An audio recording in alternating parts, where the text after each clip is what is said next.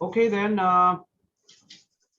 welcome to EGO 501 Section 1 Tuesday, July the 6th. Okay, we'll start with just go down to the slides. I mean, by going. Okay, just a second. Let me get the slides out.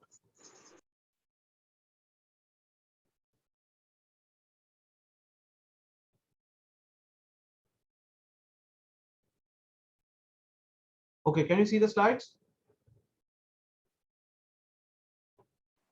You can see the slides. Okay. Yes, sir, we can see. Okay, so what we're going to do, Yes, sir, last week we had a problem. So I'm going to revise a little bit of week 3 and then we're going to start week 4.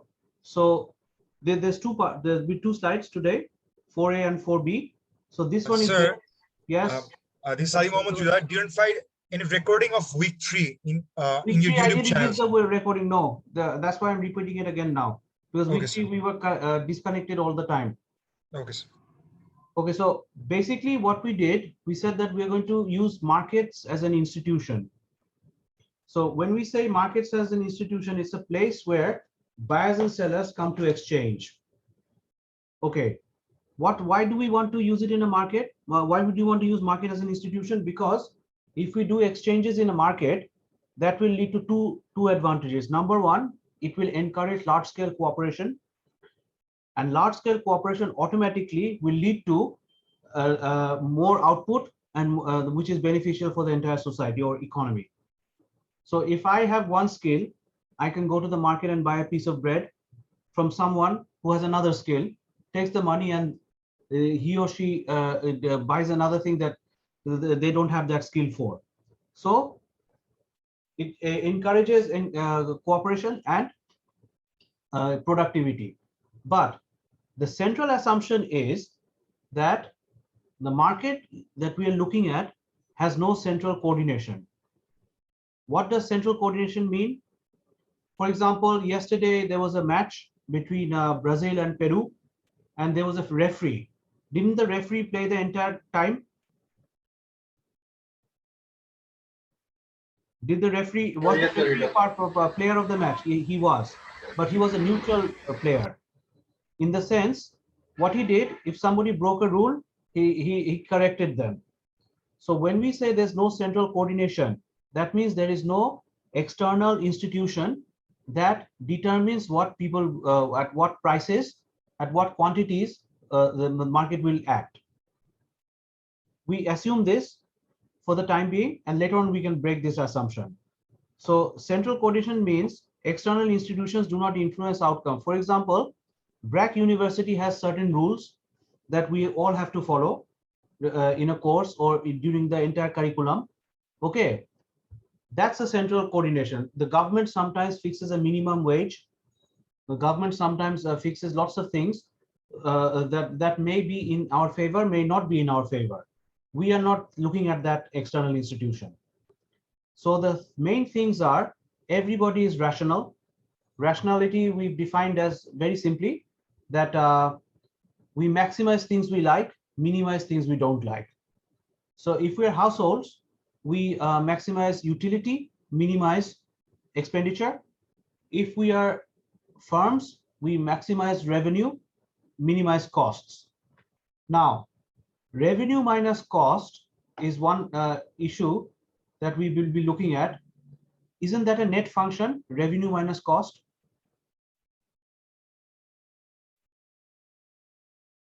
Yes, sir. Okay, so when we maximize revenue minus cost, we automatically say that we are maximizing profit. Profit is basically a net function. We are looking at the net benefit that that firm can make. This was done on the principle that any benefit that we like, we can acquire, but we have to pay a price. So if we want to be happy by consumption, consuming something, we have to pay a price, which is our expenditure. So the households maximize net utility, that means utility minus expenditure. Firms maximize net revenue, that means revenue minus cost. So let's get back to the slides again. Okay, then we said that Firms have zero market share. Okay, what does zero market share mean? Zero market share means, we used a very simple example, I think, before we were getting painfully disconnected. That is, we said we are looking at the market for eggs in Dhaka city. So if there are 20 million people living in Dhaka city, even 50% of them has one egg every day. So the daily demand of eggs will be 10 million per day, which is a huge market.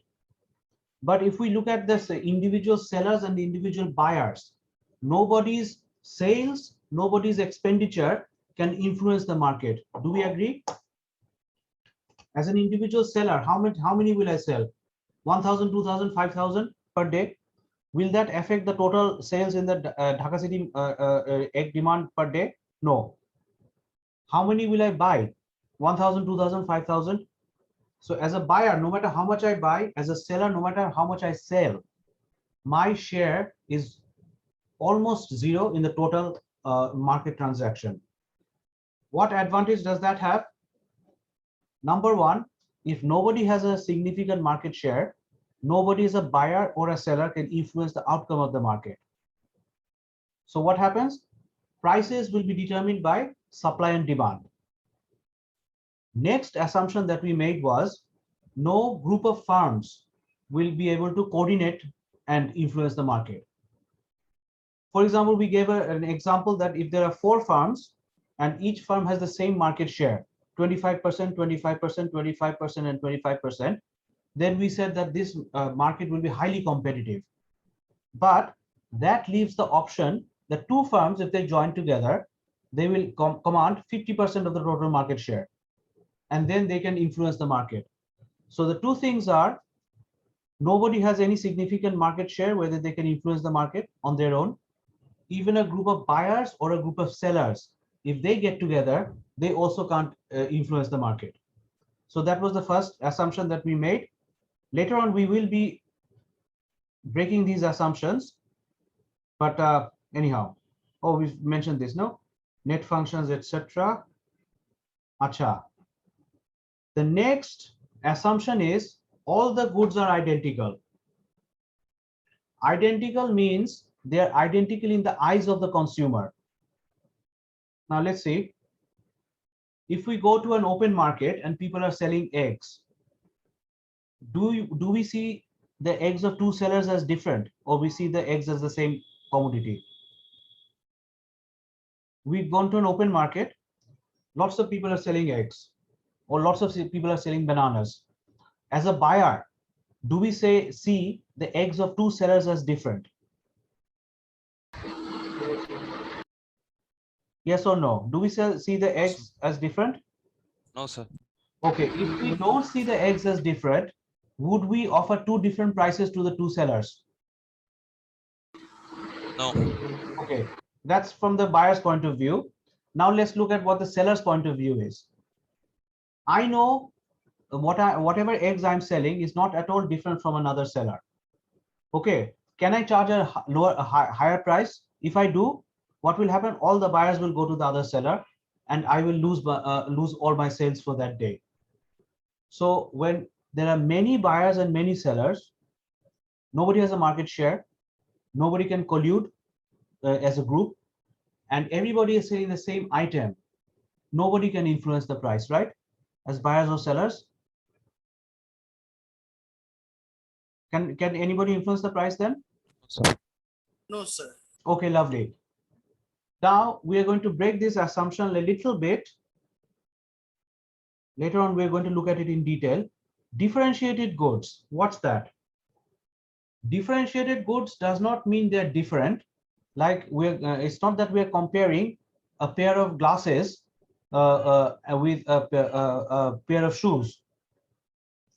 We're not comparing a pen with a car. Differentiated means they're similar, but not identical. Now let's look at a differentiated example. Brack has a dairy, Arun Dairy, you know that, right? Brack has a dairy, and Yes, sir. and Brack sells butter. At the same time, there's another company in Bangladesh called Milk Vita. They also sell butter. Now, if I go to the market and I see that Bragg, on one counter they're selling Bragg butter, and another counter they're selling Arong butter, I know it's the same damn thing. Maybe the butter has come from the same cow, but in my eyes, do the two commodities look different, or do they look the same? Do they look different? I mean, sir, there is a certain type of need for one product. Like everyone trusts Arong, so সবাই Oh, no, everybody doesn't trust Arong. That's why I'm saying this. The thing is, do you see the same, the two butters as the same?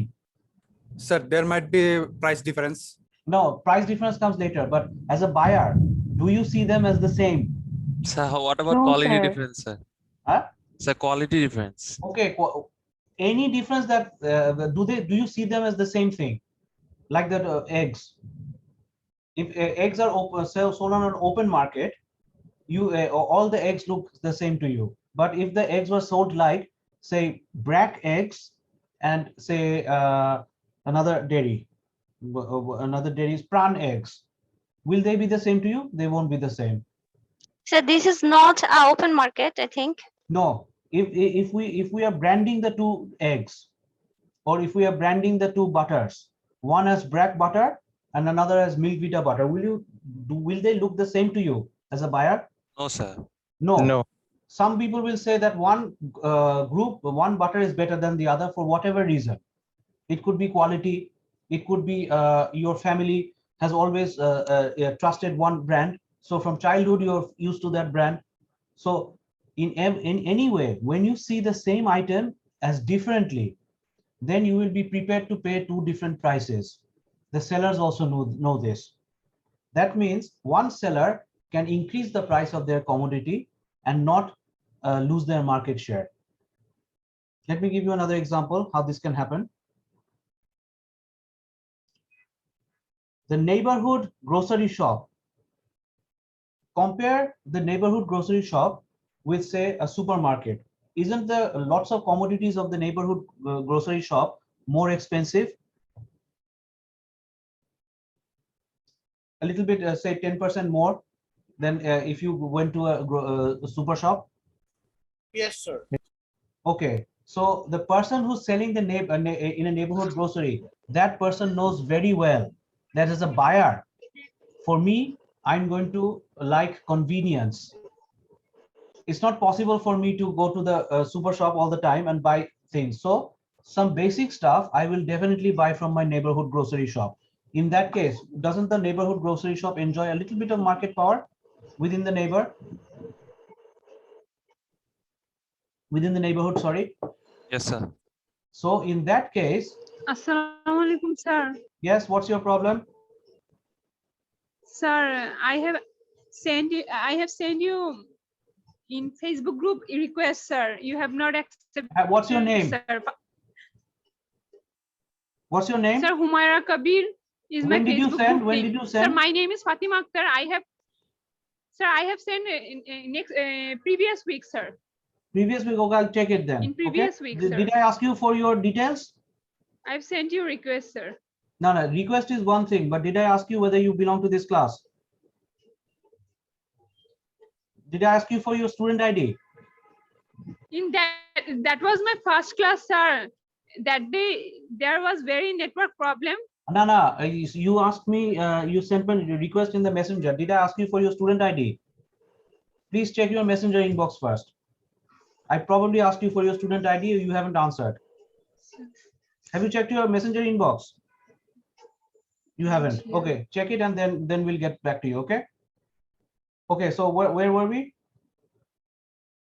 Okay. The neighborhood markets. Okay, so in a neighborhood grocery shop, the seller knows very well that many of the people in the neighborhood, they prefer convenience. That's why they are not going to see the same milk as the same item. The Arong milk can easily sell 10% more in a neighborhood grocery shop because of convenience. As if I'm the buyer, I will definitely not see the two items as the same. So I'll be willing to pay a higher price for convenience. So initially we assume that all the goods are homogeneous, identical in the eyes of the consumer. Okay, so what will happen is they will command the same price. Okay.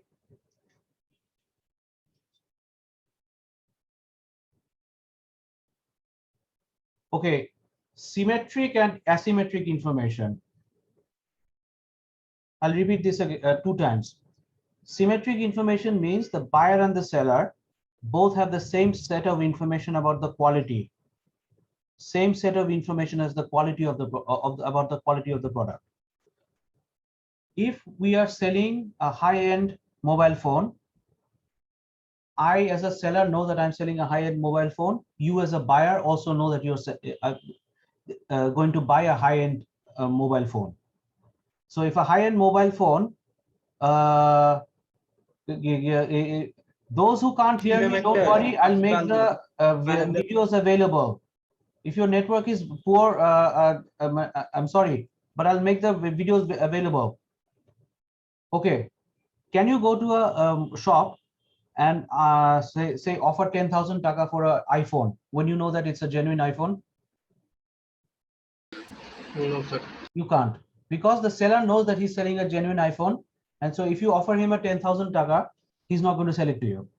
At the same time, if I'm the seller of the iPhone, can I charge you 10% or 20% more than the actual price? Will you buy? No, sir. So what happens is, when buyers and sellers both have the same set of information about the quality of the product, the cheap products will sell at a low price.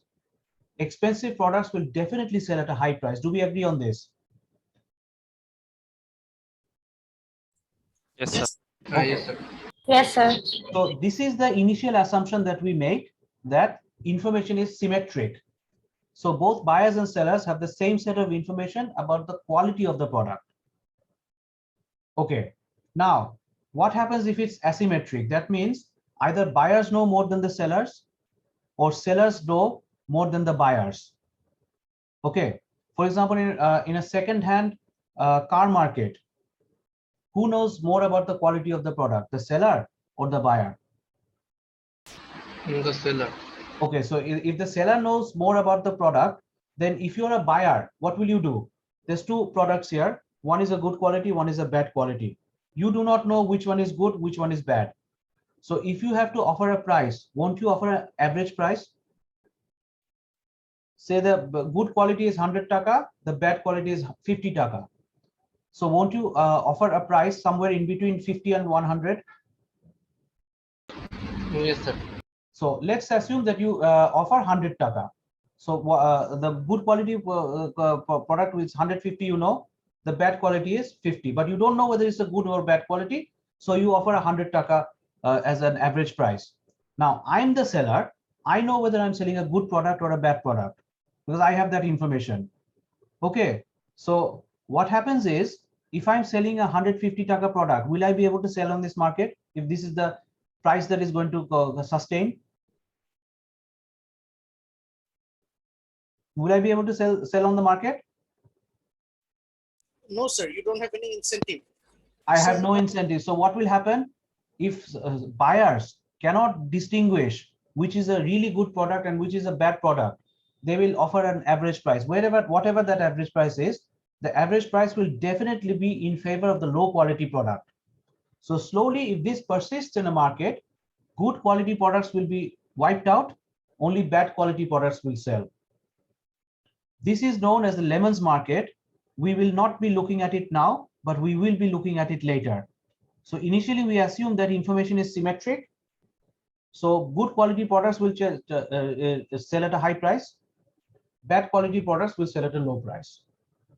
Then later on we will change this and we'll see what happens. Now this is an important part, formal and informal markets. Does anybody remember how we defined formal and informal markets? Does anybody remember? Yes, formal market. Formal market means there's a formal contract between the two people. Informal market means there's a verbal contract. For example, if we hire somebody at home, okay, we don't have a formal contract, we have a verbal contract. If that's our chauffeur or some house help, we don't enter into a formal contract. It's an informal verbal contract. But if we are, for example, if I'm working here at Brack University, then I have a formal contract with Brack University. I have to perform this. If I don't perform that, then this is my penalty I have to pay. If I do too good, maybe Brack will give me a bonus or some reward or whatever. All the markets that we are looking at can be formal, can be informal. But the main thing is they are commodity markets, not matching markets. I'll come to matching markets later. What is a commodity market? A commodity market is, if I want a butter, I just go to the store, I buy a butter and come back home. Do I need to know where the cow came from? Whose cow, which cow gave what type of milk? Do I need to know this? No, sir. So this is the type of markets that we are going to start off with. They're not matching markets. Now, matching markets means if I want to have a kidney transplant, the only country that has a legal kidney market is Iran. So Iran has, say, a shop where they sell kidneys. Can I just go and buy a kidney? No, sir. I don't. No, think, sir. I don't know, but I don't think so. No, you can't, because even if 10 people are willing to donate their kidney to save me, it could be that not a single one of them will be matching with me. In a matrimonial market, doesn't the boy and the girl have to match each other before they can make a transaction? Yes, sir. So we are not looking at this type of markets which is a matching market. We're looking at a commodity market, and this commodity market may be what do you call it, formal, like Brack University and myself. It could also be informal. For example, the transaction between the buyer and the seller is just a verbal transaction. Okay. Oh my God, what happened this time? Okay. So, okay. Next, we said that markets lead to two things. A, they encourage large-scale cooperation, which leads to higher productivity. This can be possible. I have a question. So that means informal market is being one kind of commodity market. Just a second, your echo hoche. Let me reduce the volume. Can you carry on now? Yes, sir. So that means informal market is being one kind of commodity market. Yeah. Okay, Shall I sir. give you an example? Let me give you an example. Yes, Like informal that. market is also commodity market. If, for example, we go out and we just hire a rickshaw puller, do we need to know from where this rickshaw puller has come? Whether he's from Rangpur or whether he's from Dinajpur or Jessore? We don't need to know. Does the rickshaw puller need to know us as a rider? Yes, sir. We don't. The rickshaw puller doesn't need to know me. I don't need to know the rickshaw puller. But it's an informal market, because isn't aren't we entering a transaction informally? Are we signing a contract that, okay, you take me from A to B, this is the amount of money that I'll give you? Do we sign it do we sign it, or we just make a verbal transaction? The verbal agreement. So informal can also be commodity market. Is that clear? The person who asked? Yes, sir. Clear. Thank Okay, you, sir. lovely. So the next thing is that markets will encourage incentives. These incentives will happen in three ways. Number one, there are two signals: prices and profits. If the price is high, it sends one kind of signal to the consumers. They adjust their consumption in one way. If the prices are high, it sends a different information to producers. They adjust their production in another way.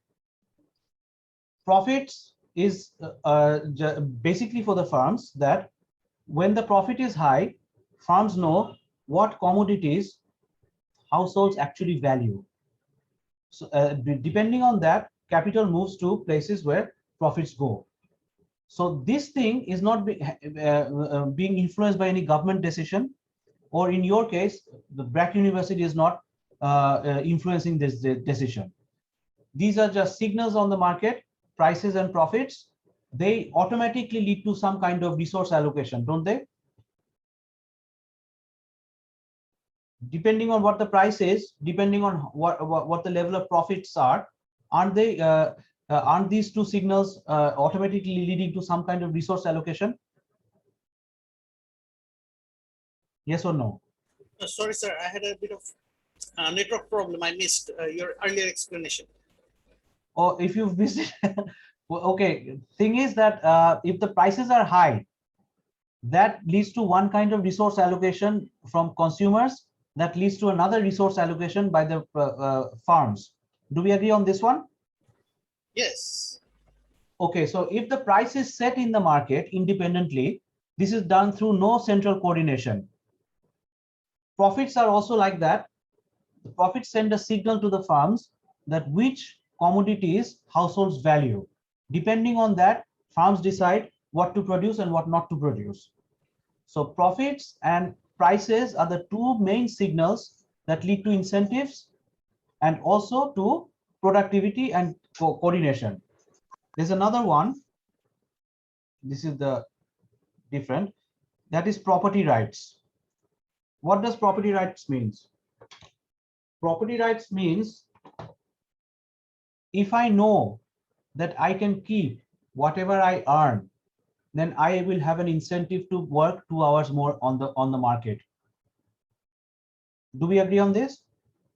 If I know that if I work 2 hours more, and because of 2 hours more, I can earn say 5,000 taka more, I can keep this money. Will I have an incentive to work 2 hours more if I can? Yes, sir. Because whatever I have earned, it is clearly defined, it belongs to me. I may just pay taxes to the government or any other fees, but if I have earned 2 hours wages, it belongs to me. Now, what happens if the property rights are not well defined? I work 2 hours, I get my salary, my employer has not cheated me, but when I go back home, a robber comes and steals the money from me. And this continuously happens. It's not that it's a one-off incident. It happens quite frequently. In that case, will people have an incentive to work extra in the such markets where property rights are not clearly defined? No, sir. So if this is prevalent, then people will not have an incentive to be productive. The same thing will happen with farms. So if a foreign firm wants to come to Bangladesh and invest, if the government gives them some benefits, like, okay, so first 5 years you don't have to pay tax. So what will happen? Or even say first 10 years you don't pay tax. What is the advantage of both parties? There are some certain industries that require huge amount of investment, and they won't make profits before 5 to 7 years at least. So if the government gives an incentive, okay, the next 10 years you don't have to pay tax, then lots of high-tech firms might come to Bangladesh. What happened with the Silicon Valley in Bangalore in India? India encouraged lots of foreign firms to come when they opened up, and with lots of benefits. So what happened as an alternative to Silicon Valley in California were developed in Bangalore. So property rights have to be very well defined. If they are uncertain, if they are erratic, then consumers don't have an incentive to consume, i.e. create wealth for others. Producers also don't have an incentive to create wealth so that consumers can consume. Okay, do we have anything? What's this? Oh, we've done this. Oh, this is a very important one before we start the next topic. Okay, we're 50 odd people in this section. If you know that if you work hard, you will get a good grade, then everybody will have an incentive to work. Do we agree? Yes, sir. Oh, yes, sir. Okay. So what will happen? A person who has worked very hard, okay, and deserves a good grade, that person gets say 4 out of 4. A person who has not worked hard doesn't deserve a good grade. That person gets, say, 3 out of 4. Is that fair? Yes, sir. Okay. Now let's see what happens if this fairness persists over time. If I work very hard, I get a good grade. That's a fair system. If I don't work hard, I don't get a good grade. Okay, I didn't work hard, so I don't deserve a good grade. Now, if the good grade gives me access to a better income on the market, what happens over time? I start becoming rich. The person who got 3 out of 4 doesn't become that rich. So what happens over time? Isn't the income gap increasing such that in the next generation, my children have access to better opportunities than the children of the person who got 3 out of 4? Isn't that possible?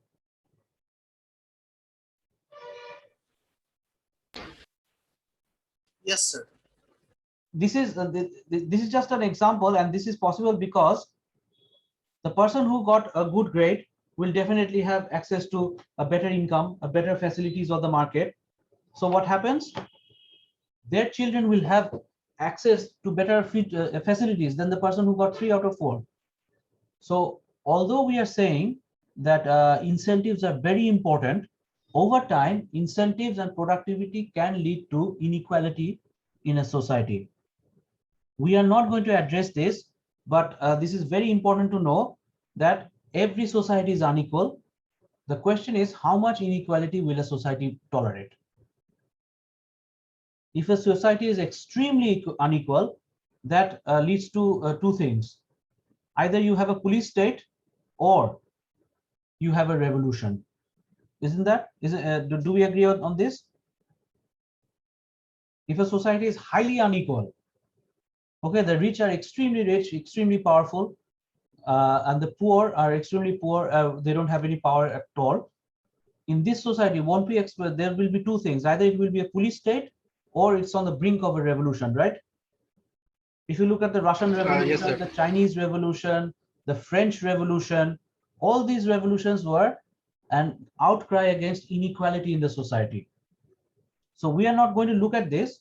We are saying that, okay, markets have to have incentives, but the incentives will be such that we're not looking at it over time. Okay? Is that clear? Yes, sir. Okay. So we come to the end of topics 1 and 2. Before we start topic 3, let me say, we said that prices will lead to resource allocation automatically. So the price is there as a signal, like a signal light at the traffic. People see the light and then they start acting accordingly. And in the process, resources start getting allocated. There are 3 important alternatives to prices. These are all given. Oh, wait. Let me see. Where is it? Just a second. Let me bring it out. One second. Where is it?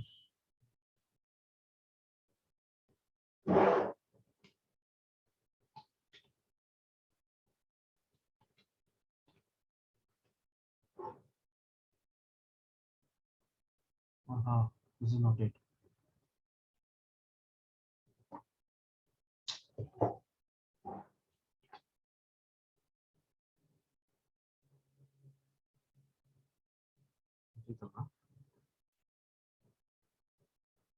Oh, yeah.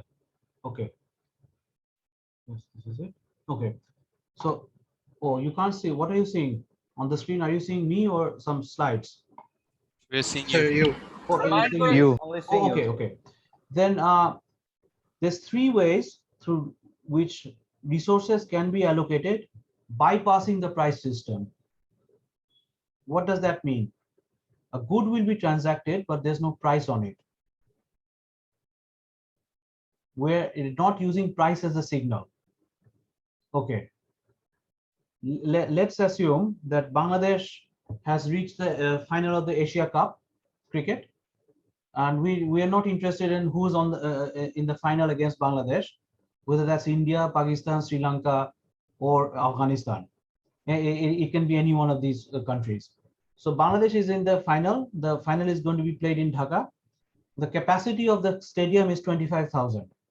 Now, when these tickets are sold, are they sold on the open market, or are they sold in a queue where people line up? Sir, I guess in a queue. Okay, queue doesn't mean that you have to physically stand in a line. You can also buy the tickets online. But the thing is, are they sold on an open market? Okay, how much are you willing to pay? Are they sold like this, or the price is fixed? No, sir, there's a fixed price. There's a fixed price. Okay. If there is not a fixed price, and if it is sold on the open market, or that we say that, okay, let the markets determine how much a ticket will be sold at. That will be sold in the black market, right? Yes. Why will it be in the black market, sir? Because you're saying it's an open market. Open market means black market. If I have 5 black tickets, I'll sell it to the highest seller, the highest buyer, right? The person who will give it to me the highest price, I will sell it at the highest price, right? Sir, in this case, sir, the ticket prices will go on auction, sir, because it depends on the number of people demanding that ticket, sir. If Yes, it is more, yes, but the thing is, when we are selling something like this, the tickets of a final match or any match for that matter, are we selling it on open market through auctions, or we're selling it through some queuing system? I guess some queuing system. So in the queuing system, what is the advantage? All the tickets of a particular stand, say grandstand, will be sold at 2,000 taka per ticket. If these tickets are sold on the open market, they can go up to even 20,000, 30,000 taka. yes, sir. So what happens? We are not using the price system. We're making people wait in a queue. So what we are going to look at in the next class in detail, I didn't cover this in the other section either, that when do we encourage queuing? And there's another 2 systems. Okay, queuing means who is willing to wait in a queue? When should people be made to wait? What type of goods can be sold in a queue? It has, for example, if we go to the airport, don't we see at least 2 lines? One is the economy class line, and one is the business class or first class line, right? Yes, sir. So in the economy class, you have to wait a lot. Who's in the economy class? People who are not willing to pay a high price for a ticket, because if you pay a high price, what happens? You will get more facilities. So this is still fair. If somebody has the money to get facilities, they can get the facilities. But if we look at Bangladesh or any other country for that matter, can't we see in some particular buildings, one lift is always exclusively reserved for the head of the organization or the group of the heads? Yes, sir. Especially in hospitals, you can see that. In hospitals, we can see. So we can see the same thing in an airport. In a hospital, we can see it. We can also see it in offices. One lift is exclusively reserved for a group of people. Okay, so what we are going to look at in detail is how can we use queuing for resource allocation. That means we are bypassing the price system. And another 2 ways is, where is it? Okay. What is a lottery?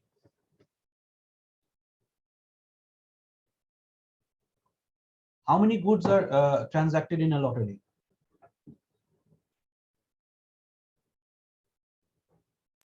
It's determined previously. It's determined. What is the difference between a lottery and an auction? Somebody use the word auction. Yes, sir. In auction, sir, you get to choose the amount of money that you want to buy the product with, or at the going prices. And at a lottery, it's a fixed amount or a prize money that you can win for after doing a particular task or after involving with something that gives that lottery away. Okay. The basic difference I between a think, sir, it lottery and an is- auction, I'm telling you, in a lottery, everybody pays a ticket. Say everybody pays 10 taka. The first prize is say 10,000 taka. In an auction, you might not, nobody might pay anything. The auction goes to the highest bidder. If it's an English auction, which we'll look at later on. So do you understand the difference between lottery and an auction now? An Yes, sir. lottery, everybody buys a ticket. Okay, everybody pays say 10 taka, and the first prize is say 10,000 taka. So I pay 10 taka. If I win the lottery, I win 10,000 taka. If I lose 10 taka. In an auction, I may not have to pay anything, but I can still win the auction. Got the logic? Yes, sir. So what we want to do in the next class, because this is a practical course, we'll look at how do we define a lottery or an auction, in how do societies use lotteries in resource allocation. That can be done by the private sector, that can be done by the government sector as well. For example, a little while ago, somebody was saying that in a hospital, there are different lifts for different type of patients. So if a patient is going on a wheelchair, then there may be a lift exclusively dedicated for people who are patients. And then general public will use another lift. Haven't we seen like this in many hospitals? Yes, sir. There is normally. That's and we accept it because whenever we get into a hospital, everybody accepts that this is a fair allocation of the lifts. So what we are going to do, we are going to look at lotteries, and another thing that we're going to look at is coupons. You know what a coupon is? If I have a certain coupon, sir. I have access to a certain facility. For example, at BRAC University, students get a certain number of free printing every semester, right? Yes, sir. How many copies do you get free? 200, 300? 300. Okay, 300. Okay, so in one semester, in a span of four months, you get 300 free copies. Now, in order to do that, you have to punch in your ID. So the moment you punch in your ID, the system understands that you're a student and you're a current student. So you and then they deduct it from your 300 or 400 free copies. I don't have an ID, and even if I do have an ID, it will be different from the student IDs. So what is happening? Aren't we bypassing the price system? Are we bypassing the price system, but allocating resources? Yes, sir. Okay, let me give you another example. Those of you who are not from Bangladesh may not identify. Those of you who are from Bangladesh, in the 70s and also to the mid 80s, there was a blue book in the house of many families. It was called the ration card. With that blue book, every family had a certain access to a certain amount of essentials at a very low rate. So the first, for example, if it was rice, a family may have access to 20 kgs rice at a very low rate. Okay, after that, if they want more, they had to buy on the open market. So what happens is, with coupons, we are identifying a particular category whom we think should get this resource.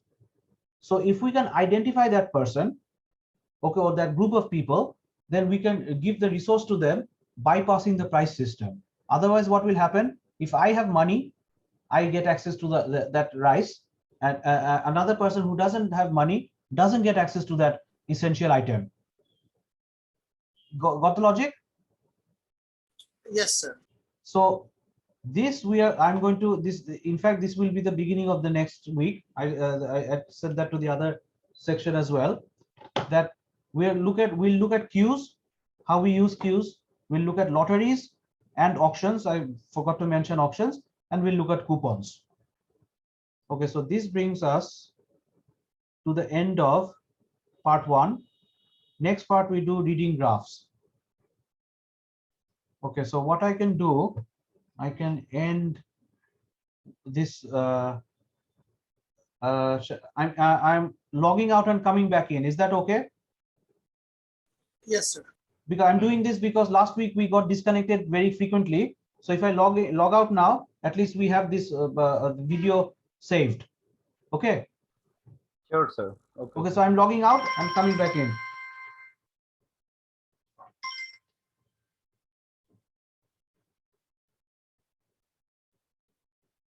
Okay, do I need to?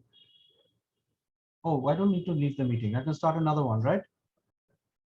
So you can just pause the stop the recording